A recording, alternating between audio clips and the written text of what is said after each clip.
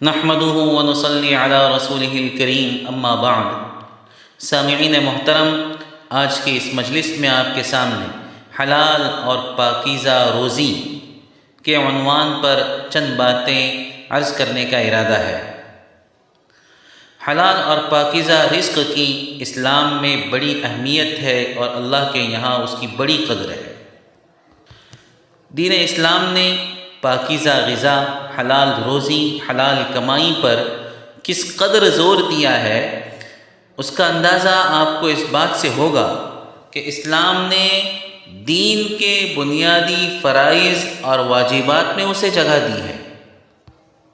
چنانچہ رسول کریم صلی اللہ علیہ وسلم نے ارشاد فرمایا ہے، طلب کسب الحلال فریضۃ بعد الفریضہ، یعنی حلال روزی کو تلاش کرنا یہ فرائض کے بعد، فرض عبادتوں کے بعد ایک بہت بڑا فرض ہے۔ سمجھ رہے ہیں آپ کیا کہا جا رہا ہے حدیث پاک میں؟ یعنی فرض روزے، فرض نماز، فرض زکوٰۃ، فرض حج، یہ فرائض ہیں، ان کو ادا کرنے کے بعد اگر کوئی بڑا فرض ہے تو وہ حلال کمائی ہے۔ اس کا مطلب یہ ہوا کہ صف اول میں نماز پڑھنا کوئی فرض نہیں ہے، حلال کھانا فرض ہے۔ قرآن کی تلاوت اور ذکر و اذکار فرض نہیں ہے، حلال کھانا فرض ہے۔ تہجد کی نماز فرض نہیں ہے، حلال کھانا فرض ہے۔ اسی واسطے تو اللہ اور اس کے رسول نے بار بار اس بات کی ترغیب دی ہے کہ انسان چھوٹی موٹی کمائی کرے، اپنا اور اپنے گھر والوں کا حلال رزق کمائے، یہ اس کے لیے بہت بہتر ہے، بہت افضل ہے اس بات سے کہ لوگوں کے سامنے ہاتھ پھیلائے۔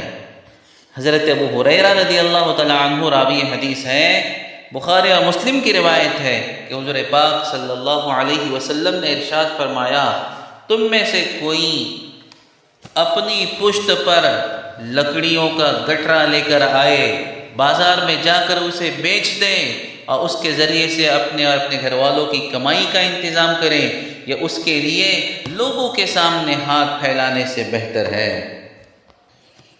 اللہ تبارک و تعالی سورہ بقرہ میں ارشاد فرماتا ہے، یا ایھا الناس کلوا مما فی الارض حلالا طیبا، اے لوگو زمین کی حلال اور پاکیزہ غذائیں کھاؤ، ولا تتبعوا خطوات الشیطان، اور شیطان کے نقش قدم پر نہ چلو۔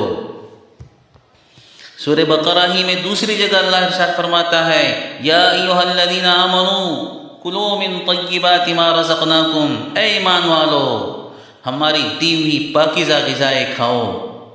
18ویں پارے میں سورہ مؤمنون میں اللہ ارشاد فرماتا ہے، یا ایھا الرسل کلوا من الطیبات واعملوا صالحا، اے رسولو، اے پیغمبرو پاکیزہ غذائیں کھاؤ اور عمل صالح کرو۔ یعنی ہر نبی کو اپنے اپنے وقت میں دو چیزیں بتلائی گئی تھی، دو ہدایات دی گئی تھی، ایک تو یہ کہ اپنا کھانا حلال اور پاکیزہ رکھو، دوسرے یہ کہ عمل صالح کیا کرو۔ میرے دوستو، جب خطاب انبیاء کرام کو ہے جن کو اللہ نے معصوم بنایا، تو ظاہر بات ہے کہ ان کے واسطے سے یہ ان کی امتوں کے لیے نہیں ہے، کیا میرے اور آپ کے لیے نہیں ہے کہ انبیاء تو پاکیزہ غذائیں کھائیں اور میں اور آپ جیسے چاہے جو چاہے حلال حرام کی تمیز کیے بغیر کچھ بھی کھاتے رہیں؟ نہیں نہیں نہیں، یہ تو حکم میرے لیے ہے، آپ کے لیے ہے، انبیاء کرام کے واسطے سے ہمارے لیے یہ حکم ہے کہ ہم اپنی غذاؤں کو پاکیزہ بنائیں۔ اچھا، اور ہم دیکھتے ہیں کہ بڑے بڑے انبیاء کرام حلال روزی کی تلاش اور اہتمام کے لیے اپنے ہاتھوں سے کمائی کرتے تھے اور کھاتے تھے۔ چنانچہ بخاری شریف کی روایت ہے، نبی کریم صلی اللہ علیہ وسلم نے ارشاد فرمایا، کان داؤد علیہ السلام لا یأکل الا من عمل یدہ، حضرت داؤد علیہ السلام اپنے ہاتھ کی کمائی کھاتے تھے۔ مسلم شریف کی روایت ہے، کان زکریا علیہ السلام نجارا، حضرت زکریا علیہ السلام ستار کا کام کیا کرتے تھے، بڑئی تھے۔ اسی طرح بخاری شریف کی روایت ہے، نبی کریم صلی اللہ علیہ وسلم نے ارشاد فرمایا، جو آدمی اپنے ہاتھ کی کمائی سے کھاتا ہے اس سے بڑھ کر کھانا، بہتر کھانا، افضل کھانا اس کے لیے کوئی نہیں ہے۔ میرے دوستو، انسان چنے چھولے کی دکان لگائے، شربت پانی کی دکان لگائے، یہ اس سے بہت بہتر ہے کہ آفسوں میں بیٹھ کر سود اور حرام کا مال کھایا کرے۔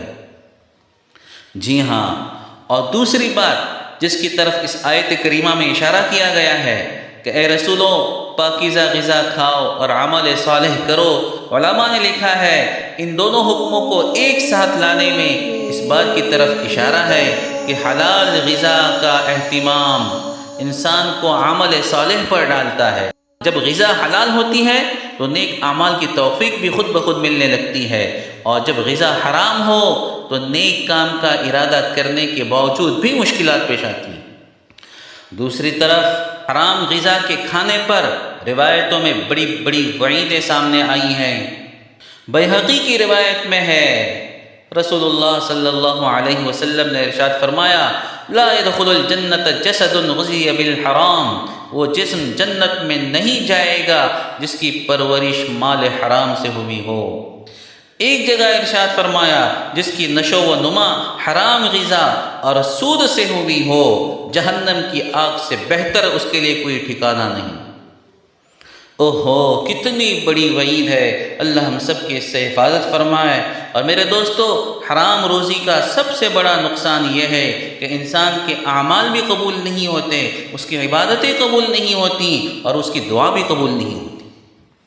ایک مرتبہ نبی کریم صلی اللہ تعالیٰ علیہ وسلم کی خدمت اقدس میں حاضر ہو کر حضرت سعد بن ابی وقاص نے عرض کیا، اے اللہ کے رسول، دعا فرمائیے کہ میں مستجاب الدعوات بن جاؤں، یعنی میری ہر دعا اللہ قبول کرے۔ حضور نے کیا فرمایا، اے سعد، اپنا کھانا پاکیزہ اور حلال رکھو، مستجاب الدعوات بن جاؤ گے۔ قسم ہے اس ذات کی جس کے قبضے میں محمد کی جان ہے، آدمی اپنے پیٹ میں حرام کا ایک لقمہ ڈالتا ہے تو 40 دن تک اس کی عبادتیں قبول نہیں ہوتی۔ مسند احمد کی روایت ہے، حضرت عبداللہ بن عمر رضی اللہ تعالیٰ عنہ فرماتے ہیں، جس نے 10 درہم کا ایک کپڑا خریدا، 10 درہم کا، 10 میں سے 9 درہم حلال کے تھے، 1 درہم اس کا حرام کمائی کا تھا، جب تک اس کے بدن پر وہ کپڑا رہے گا اللہ اس کی نماز کو قبول نہیں فرمائے گا۔ اللہ اکبر، حرام کمائی کی نحوست دیکھیے، نہ تو اعمال قبول ہو رہے ہیں، نہ عبادتیں قبول ہو رہی ہیں، نہ نماز قبول ہو رہی ہے، اور نہ ہی دعائیں اس کی قبول ہو رہی ہیں۔ بعض روایتوں میں آتا ہے کہ آدمی لمبا لمبا سفر کرتا ہے، پراگندہ حال، پراگندہ بال، لباس پھٹا ہوا اور میل و کچیل اس کے بدن پر جمع ہوا، اور اللہ کے سامنے ہاتھ پھیلاتا ہے، یا رب یا رب، اے اللہ اے اللہ، مگر اس کا کھانا بھی حرام، پینا بھی حرام، لباس بھی حرام، اور حرام ہی کی غذا سے وہ پلتا ہے، بڑھتا ہے۔ ایسے لوگوں کی دعا کہاں قبول ہو سکتی ہے؟ حالانکہ وہ اللہ ہے جسے پھیلے ہوئے ہاتھوں کو خالی ہاتھ واپس کرتے ہوئے شرم آتی ہے، مگر حرام کی کمائی کھا کر اگر کوئی ہاتھ پھیلائے تو اللہ اس کے ہاتھ کو خالی واپس کر دیتا ہے، اس کی دعا قبول نہیں ہوتی۔